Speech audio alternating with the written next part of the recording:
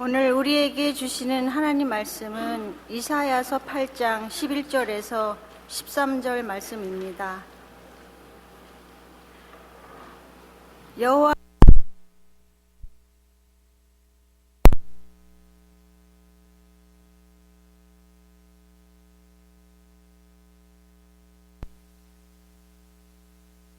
너희는 그 말씀 모든 말을 따라 반역자가 있다고 하지 말며 그들이 두려워하는 것을 너희는 두려워하지 말며 놀라지 말고 만군의 여호와 그를 너희가 거룩하다 하고 그를 너희가 두려워하며 무서워할 자로 삼으라. 이 말씀은 살아계신 하나님의 말씀입니다. 아멘. 새해 한 해를 시작하면서 어떤 말씀을 준비할까 하다가 하나님께서 축복하시는 삶, 이 삶이 무엇이고 어떻게 이 축복을 우리들이 누릴 수 있겠는가에 대해서 같이 시리즈 설교로 나눠보고자 합니다. 오늘은 하나님을 두려워하라라고 하는 소제목으로 말씀 나누겠습니다. 제가 얼마 전까지는 잘 몰랐습니다만 배에 보면 배의 무게중심을 이렇게 만드는 부분이 있다고 합니다. 배의 밑부분에 용골이라고도 하고 또는 영어로는 발라스트라고 하기도 한다고 합니다. 여기에 굉장히 무거운 무게를 두게 될 때에 배가 이 무게중심이 수면 위가 아니라 수면 밑으로 되게 되어서 바람이 불 때에도 언제든지 다시 무게중심이 아래로 내려와서 아무리 바람이 불어도 다시 비바람이 쳐도 풍랑이 치고 파도가 쳐도 배가 중심을 잡을 수 있게 하는 게 이 발라스트 용골이라고 하는 것입니다. 그런데 지난번 세월호 사건 때 저희들이 알고 있지만 그 세월호 사건이 나게 된 것은 이 배를 개조를 했다고 하는 거예요. 그런데 이 배를 화물선을 좀 더 많은 화물을 실도록 사람들을 많이 실을 수 있도록 개조를 했는데 그 개조를 하면서 무게중심이 올라왔다는 겁니다. 그런데 한국의 선박법이 이런 것들을 정확하게 밝혀내고 이런 것들을 못하도록 해야 되는데 어찌 된 일인지 이 법이 제대로 거기에 적용이 되지 않았다는 것이죠. 그래서 급하게 회전도 했고 바닷물결도 셌고 또 많은 화물을 너무나 많이 싣고 있어서 위기 상황이 도착하게 되었을 때에 배는 예상보다 더 많이 기울게 되었다는 것입니다. 그러므로 배가 넘어지게 된 것이지요. 기본이 이 무게중심이 제대로 잡혀지지 않게 될 때에 마땅히 무거워야 할 곳에 무거움이 없게 될 때에 우리는 폭풍이 오게 될 때에 완전히 파손되어지게 되는 일들이 있는 것입니다. 우리 인생에 폭풍은 반드시 오게 되어 있습니다. 우리 인생에 우리가 모르는 생각지도 못했던 위기는 오게 되어 있습니다. 그 위기가 없이 살기를 원하는 마음이 사람의 마음입니다만 우리는 언제든지 흔들릴 수 있습니다. 그런데 우리는 많은 경우에 어떻게 하면 우리의 욕심을 따라 배 위에 많은 것들을 실을 수 있을까? 무게중심은 그렇게 관심이 없습니다. 배 위에 많은 것을 실을 수 있을까에 집중하게 됩니다. 올해 새해 한 해를 맞이하면서 새해 복 많이 받으십시오 우리들이 인사를 합니다. 이 복이라고 하는 것 우리들이 늘 쓰는 얘기지만 곰곰이 한번 생각해 보게 되기를 원합니다. 우리가 복이 있죠. 건강한 게 최고의 복이지요. 아프면 아무것도 소용없지요. 건강뿐만 아니라 좋은 가족과의 관계, 부부와의 관계, 자녀와의 관계를 누리는 것 참 큰 복 중의 복입니다. 뿐만 아니라 우리들이 늘 마음 쓰고 있는 것, 재정상의 안정이 오게 되는 것, 이것도 큰 복입니다. 이 많은 것들을 가지게 되면 참 삶 속에 여유가 있습니다. 그러면서 살만합니다. 이렇게 이 세상의 물질적인 또한 관계에 있어서의 축복은 배 윗부분에 해당합니다. 그런데 성경이 얘기하는 신령한 복, 에베소서 1장에 나타난 이러한 복들은 무엇일까요? 그것은 눈에 보여지지 않는 복들입니다. 이 복은 그 밑에 있는 용골과 그 발라스트를 의미하는 것 같습니다. 척 콜슨이라고 하는 리처드 닉슨 때의 비서실장을 지냈던 유명한 분이 계십니다. 이분이 리처드 닉슨과 함께 자신들의 정권을 유지하기 위하여서 거짓말도 하고 자기의 그 권력을 남용하면서 정권을 유지하고자 하다가 그게 다 발각이 나게 되었습니다. 그러면서 이 척홀슨이 리처드 닉슨을 하야하게 되고, 이 척홀슨은 모든 일들을 마스터마인드로서 다 감당하면서 거짓을 조장하다가 감옥에 들어가게 되죠. 감옥에 들어가게 되면서 회심을 하게 됩니다. 그러면서 그분이 쓴 책이 Born Again 혹은 거듭남이라고 하는 책으로 번역된 아주 크리스천들의 고전책이 되었습니다. 그 이후에 이분은 기독교 변증가로서 열심히 삶을 살게 됩니다. 그런데 이분이 어떠한 기자와 더불어서 인터뷰를 하면서 짧게 이런 얘기를 하셨어요. 나는 내 인생의 40년을 영혼은 무시한 채 온 천하를 얻으려 애쓰며 보냈습니다. 그러나 권력과 성공의 추구에서는 얻을 수 없었던 것, 즉 진정한 안정과 의미, 세상적인 법팀목들이 다 떨어져 나간 감옥 안에서 바로 이 진정한 안정과 의미를 발견했습니다. 권력과 성공의 추구 최고의 자리에 왔고 그것을 유지하려고 할 때에 그때는 몰랐다는 거예요. 진정한 의미의, 진정한 안정과 삶의 의미가 뭔지를 몰랐다는 거예요. 그런데 감옥에서 이 모든 것들이 다 떨어져 나가고 이분은 이제 커리어가 다 없어지게 됐고 평생을 죄인, 거짓말쟁이, 남들을 냉혈하게 사람을 음모를 꾸몄던 사람, 이러한 모욕을 다 받게 되는 모든 버팀목들이 다 없게 될 때에 이 척홀슨은 그때의 진정한 안정과 의미를 주는 것이 무엇인지를 발견하게 되었다. 그렇게 얘기를 하고 있어요. 그게 뭘까요? 이분은 거기서 거듭나게 되고 예수 그리스도를 예전서부터 교회는 다녔지만 겉으로만 다녔어요. 그러면서 그분과의 관계를 새롭게 만나게 되어 눈물을 흘리고 회개하며 주님께서 주시는 그 관계의 길을 나아갈 수 있었던 것입니다. 아까도 말씀드렸습니다만 우리 가운데에도 폭풍이 옵니다. 우리 가운데의 용골은 어떤 형태를 가지고 있을까요? 여러분의 그 벨라스트는 참 진중하고 무게가 있습니까? 진정한 의미의 안정과 삶의 의미, 이것이 여러분들을 내적으로 가득 채우는 세상의 그 위에 있는 선상에 있는 복들이 아니라 그 모든 것들을 가능하게 하는 가장 그 밑에의 무게중심, 그 진정한 안정과 의미가 우리에게 있습니까? 오늘 말씀에 보게 되면 이사야서 8장 11절서부터 13절 이런 말씀이 있습니다. 같이 한 목소리로 한번 같이 읽어보실까요? 여호와께서 강한 손으로 내게 알려주시며 이 백성의 길로 가지 말 것을 내게 깨우쳐 이르시되 이 백성이 반역자가 있다고도 말하여도 너희는 그 모든 말을 따라 반역자가 있다고 하지 말며 그들이 두려워하는 것을 너희는 두려워하지 말며 놀라지 말고 만군의 여호와 그를 너희가 거룩하다고 하고 그를 너희가 두려워하며 무서워할 자로 삼으라. 네. 이 이스라엘에 하나님을 섬기지 아니하는 반역자들이 있었습니다. 이 사람들로 하여금 여호와께서 강한 손으로 내게 지금 알려주고 계시다. 선지자가 얘기하는 거예요.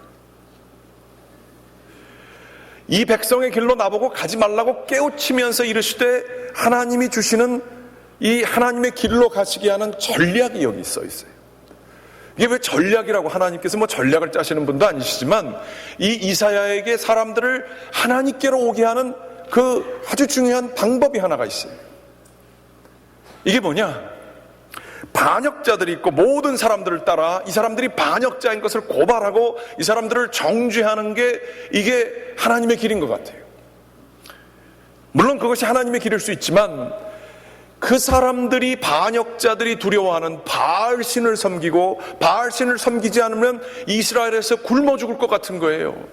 자기네가 멸망할 것 같은 거예요. 바알신이 하나님보다 더 힘이 있는 것 같아 보이는 거예요. 물질과 풍요를 약속하는 그 신이 훨씬 더 세 보이는 거예요. 선상 위에 있는 물건들이 용골보다 훨씬 더 중요해 보이는 거예요. 그 그게 더 가치가 있지. 뭐 밑에 있는 건 뭐가 중요해요. 그 있든지 없든지 배만 가면 잘 되지. 라고 하는 생각이 드는 거예요. 이 사람들이 두려워하는 것, 이것들을 반역자들이 섬기고 있는데 너는 그 반역자들을 일컬어서 반역자라고 얘기하지 말라. 이렇게 얘기하고 있어요. 이게 무슨 소리예요? 이것은 바로 문제 중심의 삶을 살지 말라는 겁니다. 문제를 문제라고 생각하고 그 문제를 이겨야 된다라고 생각하면서 그 문제에 집중하면서 살게 될 때가 참 많이 있어요. 하나님을 만날 때에도 이 문제만 가지고 이 문제만 해결해 주세요 그러면서 이 문제하고 평생을 같이 살아갈 수 있습니다. 그러나 오늘 말씀은 그 모든 말을 따라 반역자가 있다고 하지 말라. 이 문제를 두려워할 게 아니고 이 문제를 있게 하는 그 모든 것들을 두려워하지 말아라. 하나님을 두려워하라 라고 얘기하고 있어요. 하나님을 두려워하고 여호와 하나님께서 너희에게 진정으로 모든 것을 주시는 분이므로 우선순위 헷갈리지 말라, 이런 얘기를 하고 있는 것입니다. 제가 몇 차례 얘기해서 아시는 분은 아시겠지만 또 새로 오신 분들은 모르실 거고 또 이게 제 인생의 경험이기 때문에 이렇게 말씀드립니다. 저는 굉장히 어린 나이에 결혼도 안 한 28살, 29살의 나이에 담임 목회를 하게 됐고요. 저는 교회 하면 이렇게 빚이 있어야 지금은 교회 갔습니다. 그 교회는 싸움을 몇 차례 하고 나서 빚이 한 50만 불 정도 있었던 교회고요. 원금을 갚지 못하고 이자만 갖고 있었습니다. 저는 50만 불이 얼마인지도 몰랐습니다. 열심히 기도하다가 정말 하나님의 은혜로 뭐가 뭔지도 모르고 어떻게 해야 될지를 몰랐지만 주님께서 주시는 확신을 가지고 그것을 싸워 이길 수 있었습니다. 그리고 몇 년 뒤 50만 불에 딱 10배 되는 500만 불 빚진 교회 갈보리 교회로 제가 파송받게 됐습니다. 하나님의 은혜가 얼마나 큰지 모릅니다. 그러면서 과거 경험이 있기에 뭐 10배건 뭐 어떻게 100배건 뭐 어떻게 됐든 간에 하나님께서 지켜주실 것을 경험한 게 있어요. 하나님께서 그렇게 훈련시키신 것 같아요. 그래서 제가 기도를 하면서 하나님 이번에도 문제는 10배가 더 크지만 전 모릅니다. 그렇지만 하나님께서 도와주신 것, 그 하나님의 은혜는 어떤 세상 돈보다도 큰 걸 믿습니다. 그래서 하나님께 의지하려고 기도를 했습니다. 그런데 이 문제가 엄습할 때가 있어요. 기도하다가 어느 날은 500만 불 무서워하지 않게 도와주시옵소서 그러는데 그 500만 불이 이렇게 가슴에 이렇게 와닿을 때가 있었어요. 온몸에 이렇게 그냥 확 이렇게 와닿을 때가, 그 무거움이 느껴질 때가 있었어요. 제가 젊었을 때 결혼 좀 하려고 돈 좀 모아보려고 이렇게 모아본 적이 있는데 1년 동안 열심히 모으니까 10,000불 모으겠더라고요. 은행에다가, 그것도 저 혼자 모으면 안 될 것 같아서 은행에다가 그런 어카운트를 만들고 그거 안 내면, 돈을 그 정도로 안 내면 벌금을 무는 걸로 해서 열심히 냈습니다. 정말 열심히 했습니다. 그래서 10,000불 했어요. 1년에 10,000불인데 500만 불이면 제가 500년 해야 되더라고요. 그거를 계산을 하니까 500년 어디서 들어봤던데 그 500년이 어디서 나온 500년이냐면 조선왕조 500년이더라고요. 조선왕조만큼 하면은 되겠더라고요. 그러면서 그 문제가 엄습하는데 너무 막 나약해지고 어두워지고 답답해지고 조바심 나고 이 문제에 대해서 좀 다들 좀 더 열심히 했으면 좋겠는데 이게 안 되니까 짜증나고 이런 마음들이 막 마음속에 몰려오기 시작했습니다. 문제가 우리를 사로잡을 때가 있습니다. 그 두려움이 우리를 정말 두렵게 할 때가 있습니다. 그런데 그거는요, 그 문제는 하나님보다 적습니다. 하나님은 그 문제보다 훨씬 더 크십니다. 하나님께서 도와주시면 이 모든 것들을 다 이겨낼 수 있습니다. 지금 500만 불 빚졌는데 그때 당시에 지금 제가 정확히 얼마 빚졌는지도 잘 몰라요. 이마만큼 제가 자유하게 됐습니다. 한 430만 불 정도 되는 것 같아요. 지난번에 이렇게 뭐 틀린지 모르겠습니다만 많이 갚았습니다. 조선왕조에서 조금 70년 지나갔습니다, 이제. 그런데 이게 뭐 저 혼자 하는 게 아니죠. 우리 다 온 교우들이 한 마음으로 열심히 신앙생활 하게 될 때에 이게 뭐 돈 갚기 위해서 우리가 교회 생활하는 게 아니고 정말 주님의 길을 따르고 빛이 되고 정말 그 소금이 되기 위해서 우리들이 수고하게 될 때 이 모든 것들이 해결되잖아요. 그런데 이게 문제만 보일 때가 있어요. 내가 왜 존재하는지가 아니고 이 문제만 우리들 따라다닐 때가 있어요. 여러분 마음에도 지금 그런 거 있으신 분들 계실걸요? 이것 때문에 다 그만두고 싶고 관계 끊어버리고 싶고 그냥 있는 데서 도망가고 싶고 그냥 아무것도 하기 싫고 무기력해지고 좌절되는 심령들이 있을걸요? 그 가운데는 하나님 가운데 하나님이 주시는 축복이 없습니다. 하나님은요, 우리를 그 모든 문제들이 있지만, 싣고 가야 될 화물들이 있지만, 우리로 하여금 축복을 주시는 방법은 그 밑에 용골과 벨라스트를 단단하고 무겁게 해주시는 축복을 주시는 것이 우리 하나님이 주실 여러분들 믿으시기 바랍니다. 그걸 뭐라고 하느냐 하면 하나님이 주시는 신령한 복이라고 합니다. 한번 좀 따라해 보세요. 신령한 복. 신령한 복을 내가 받은 적이 있나? 이런 생각 드시는 분이 계실 거예요. 예수 오래 믿었는데도 예수 믿으면 복 받는다 그러는데 내가 뭔 복을 받았나? 그리고 생각나는 복은 그저 뭐 돈 거, 번 거, 자녀들 잘 되는 거, 뭐 이런 건강, 뭐 이런 것만 생각하실 수 있어요. 그보다 더 깊은 신령한 복, 에베소서 1장에서는 얘기합니다. 나중에 좀 더 얘기하겠습니다만 다른 설먼 시리즈에서 3절에 1장 3절에 보게 되면 하나님께서 창세전에 우리를 택해 주신 축복이 있어요. 두 번째로는 7절에 보게 되면 내 모든 죄가 예수 그리스도를 통해서 사함을 받은 축복이 있어요. 13절에 보게 되면 성령이 우리 안에 내주하시는 그 축복이 있어요. 성부 하나님, 성자 하나님, 성령 하나님을 통해서 우리 가운데 관계가, 예전에는 없던 관계가, 하나님과의 관계가 맺어졌다. 모든 것을 다 통합하면 그런 얘기입니다. 내 생명이 소유에 넉넉한 데 있지 아니하냐라고 하는 말씀이 있는 것처럼 우리의 받은 축복은 이 예수 그리스도의 십자가의 공로로 말미암아 삼위일체 하나님과 우리가 연합하는 관계가 된 게 이게 축복입니다. 이 놀라운 관계를 맺게 된 것, 이게 얼마나 중요한지 몰라요. 여러분 그거 아시죠? 부부와의 관계가 좋아야 되잖아요. 그런데 이 정말 뭐 돈 많고 뭐 많으면 뭐 합니까? 부부 관계가 다 망가지게 되면 아주 모든 게 흔들리잖아요. 그런데 부부 관계가 흔들리게 될 때에 사람들은 외로워서요 별짓을 다 해요. 세상의 쾌락을 추구하기도 하고요, 이 사람 저 사람 괜히 찔러보기도 하고요, 안 되는 거 찾아요. 그러면서 사람의 안정이 없어요. 그러면서 막 정신없이 이러고 삽니다. 사는 건 사는 것 같은데 붕 떠가지고 살아요. 가장 중요한 관계가 그렇게 안 되면 그렇게 사는 거예요. 공허하게 사는 거고 붕 떠서 사는 거예요. 그런데 부부관계보다 더 중요한 게 있으니 하나님과 우리와의 관계입니다. 하나님과의 우리의 관계가 제대로 맺혀진 사람은 잘 안 되는 거 많아요. 힘들 때 있어요. 도전 있어요. 하지만 그 깊은 곳에 무게중심이 잡혀 있어요. 그 복이 놀라운 복이에요. 하나님께서 우리에게 주시고자 하는 복이 바로 그 복인 것입니다. 이 복을 가진 사람들은 이 자신의 제가 잘나서도 아니고 뭐 능력이 돼서도 아닌데 오히려 부족하고 연약하고 못났기 때문에 약한 자를 선택해 주시는 하나님의 선택함이 있으신 것을 깨닫게 돼요. 내가 죄인인데 나를 용서해 주시고 그저 나를 붙들어 주시는 거예요. 그 은혜를, 그 복으로 누리게 되면 참 신기한 게 사람 마음속에 감사와 화답이 나오게 됩니다. 하나님께서는 놀랍게도 신령한 복을 주시고 복을 누리는 자, 감사와 화답과 뭐 이렇게 따지는 게 아니라 늘 이렇게 참 감사하는 마음으로 사는 사람들을 통해서 놀라운 또 다른 일들을 행하세요. 그런데 반면에 하나님과의 관계에 있는지 없는지 복을 받았는지 잘 모르겠지만 자기가 참 괜찮은 것처럼 생각하면서 사는 분들이 계세요. 다른 사람이 아니라 저희들일 수 있습니다.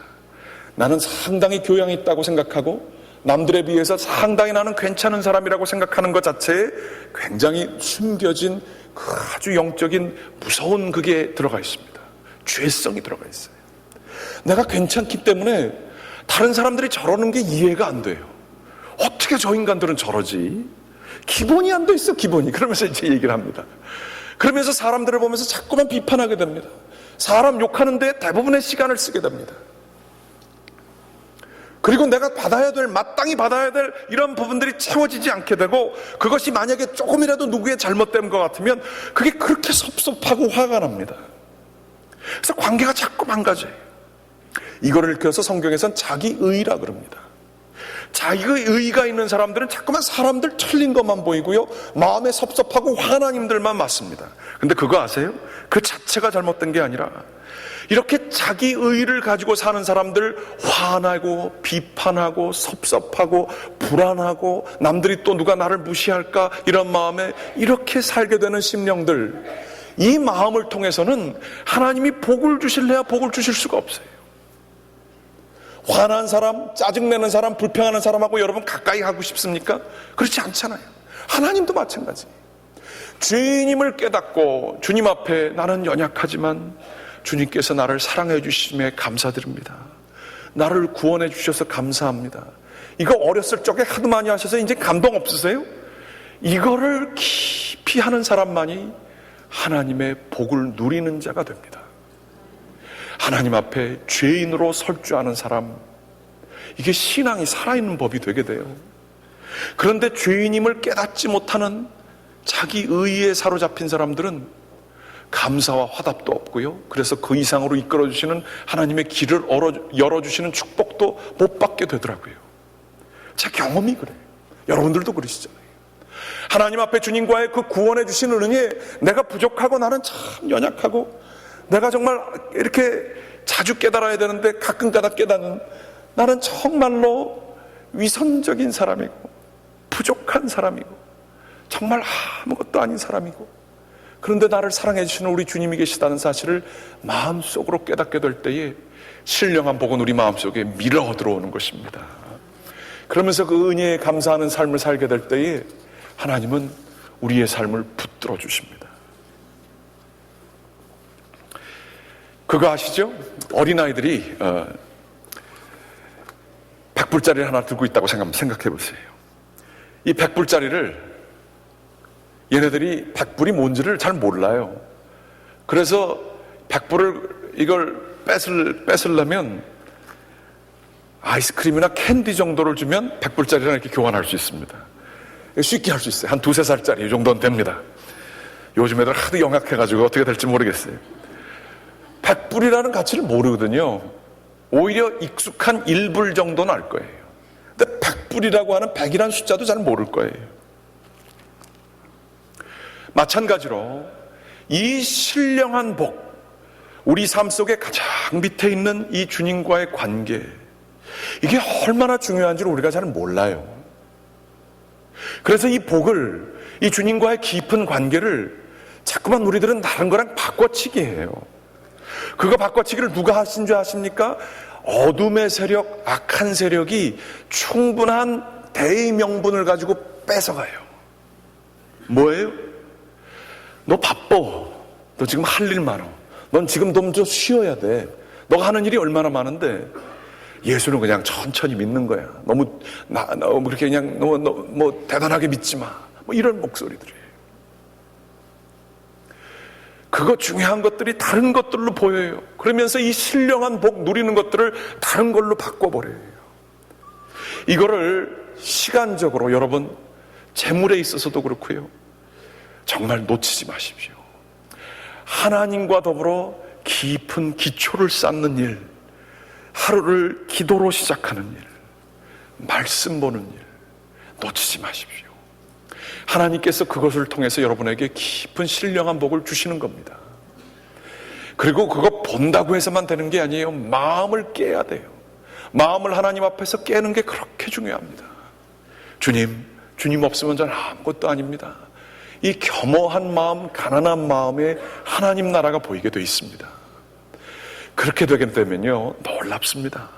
하나님이 저희 마음속에 세상이 줄 수 없는 평안도 주시고요, 세상이 줄 수 없는 기쁨도 주십니다. 이거에는요 예외가 없습니다. 신앙생활 오래 하셨어요? 그래서 이런 감격 없으세요? 여러분의 굳은 살을 찢으셔라도 이 구원의 감격을 누리시기 바랍니다. 구원의 확신이 있게 될 때에 하나님은 저희를 통해서 하나님의 역사를 하시고요, 놀라운 하나님의 그 살아계심을 우리들이 보게 돼 있어요. 교회 오래 다녀봤고 여러 개 해봤지만 그게 그거고 맨날 듣는 소리 똑같아 보이세요? 여러분, 이 예배 시간을 잔소리해서 죄송합니다. 신년서부터. 근데 너무 중요해서 그래요. 다른 것과 양보하지 마십시오. 이거 너무 중요해요. 여러분 폭풍 만났을 때에, 어려움 생겼을 때에 다 파산하시기 원하십니까? 아니면 다시 일어날 수 있는 하나님이 주시는 은혜 가운데 살기를 원하십니까? 가장 중요한 거 보이지 않는다고 해서 무시하지 마십시오. 가장 중요한 것은 사람의 영혼입니다. 물질의 소유에 넉넉한 데에 생명이 없느니라 주님께서 말씀하셨습니다. 뭐가 중요한지 바뀌지 마십시오. 하나님께서 이렇게 축복하시는 삶을 누리게 될 때에 부자 별거 없어요. 권력 별로 없어요. 이 주님과의 관계처럼 귀중한 게 없습니다. 이것을 누리시는 다른 것들을 두려워하시는 게 아니라 하나님을 두려워하시면서 사시는 저와 여러분들 되시기를 주님의 이름으로 간절히 기원합니다. 기도하시겠습니다. 하나님, 감사합니다. 오늘 주님의 전에 불러 모아주시고 하나님의 말씀을 듣게 해주시니 감사드립니다. 하나님이 축복하시는 삶을 살게 도와주시옵소서. 눈에 보여지는 복이 아니라 신령한 복을 누리며 사는 자들 되게 도와주시옵소서. 생존하기 위해서 사는 자들이 아니라 하나님이 주시는 생명을 누리며 사는 자들 되게 도와주시옵소서. 예수 그리스도의 이름으로 기도드렸습니다. 아멘.